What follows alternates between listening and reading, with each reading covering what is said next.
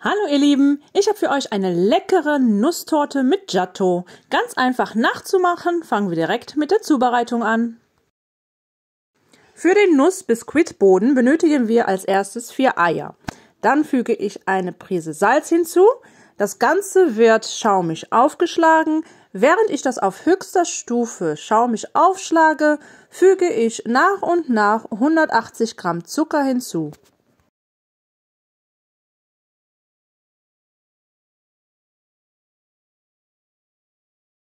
Wenn sich das Volumen deutlich verdoppelt hat und die Eimasse so ungefähr weiß-schaumig ist, geben wir 125 Milliliter Milch hinzu und 125 Milliliter Öl. Das Ganze auf niedrigster Stufe der Küchenmaschine.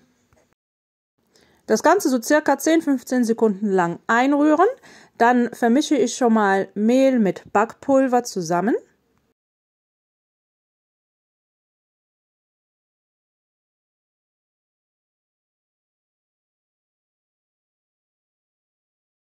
Das Mehl siebe ich dann in die Eimischung hinein.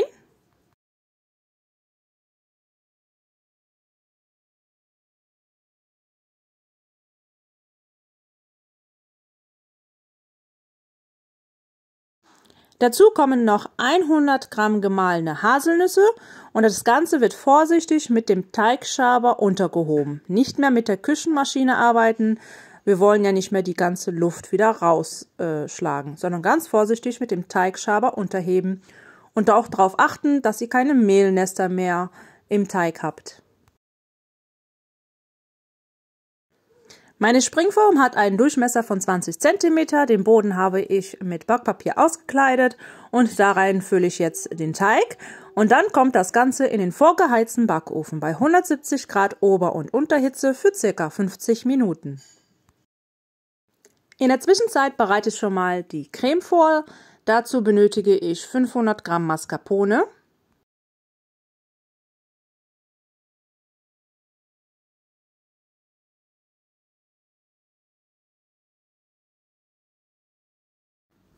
,150 Gramm Haselnusscreme, die schmeckt ja schon so richtig nach Giotto.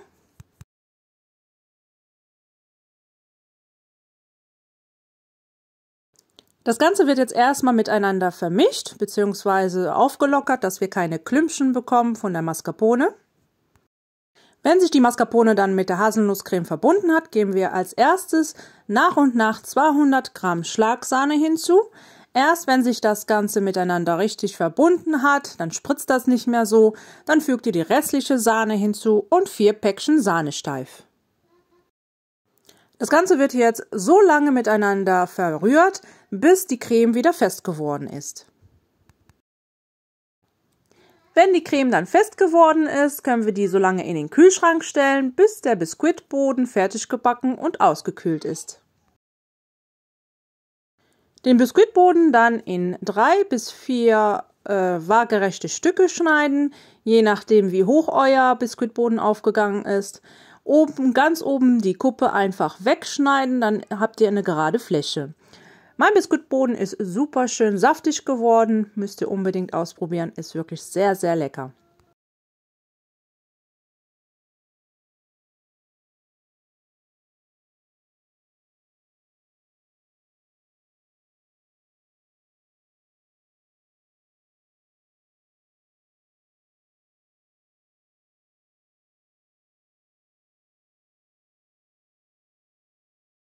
Ich habe es insgesamt 4-mal geschafft, den Kuchen waagerecht durchzuschneiden. Oben die Kuppe, wie gesagt, ebenfalls einmal wegschneiden, den könnt ihr so vernaschen.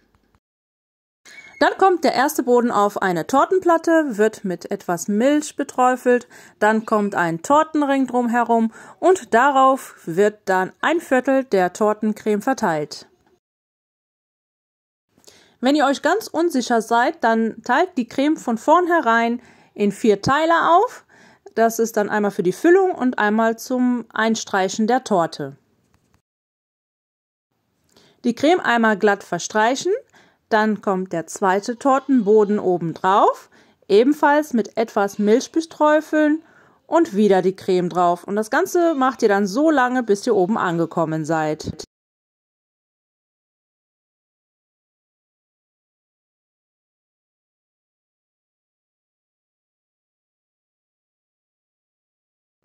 Wer mag, kann nochmal in die Füllung Giotto-Kugeln hineinarbeiten. Also erst die Creme drauf, dann Giotto-Kugeln reindrücken und dann den Tortenboden drauf.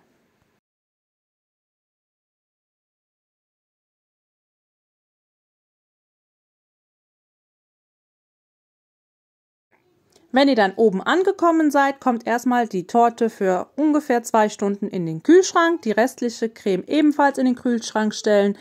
So kann die Torte erstmal im Tortenring fest werden. Nach 2 Stunden habe ich den Kuchen aus dem Kühlschrank geholt und den Tortenring entfernt. Und jetzt streiche ich mit der restlichen Creme die komplette Torte ein.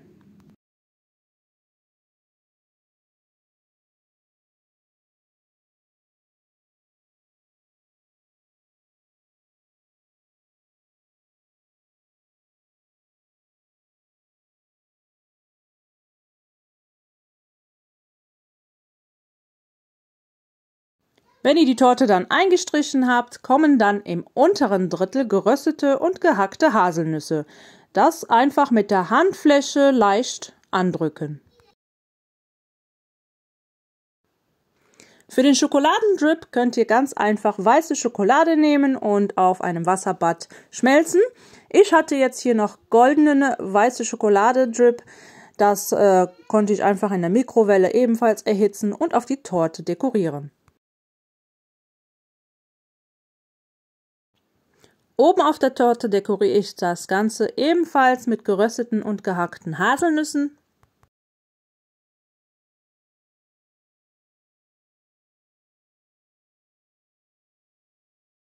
Dann hatte ich noch etwas Sahne übrig und damit mache ich ein paar Tupfen auf die Torte.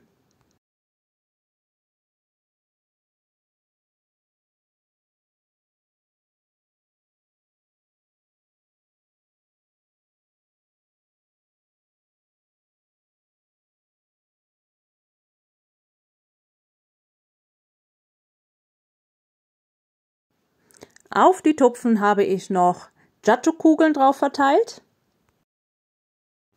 Und dann muss die Torte nochmals für mindestens 1 bis 2 Stunden in den Kühlschrank. Nach 2 Stunden habe ich die Torte wieder aus dem Kühlschrank genommen und jetzt zeige ich euch nochmal den Anschnitt. Und wie fandet ihr es? Das war doch gar nicht so schwer, oder? Schreibt es mir mal gerne unten in die Kommentare. Ich wünsche euch jetzt viel Spaß beim Nachmachen. Bis zum nächsten Video. Vergesst nicht, den Daumen nach oben zu hinterlassen. Guten Appetit. Bye bye.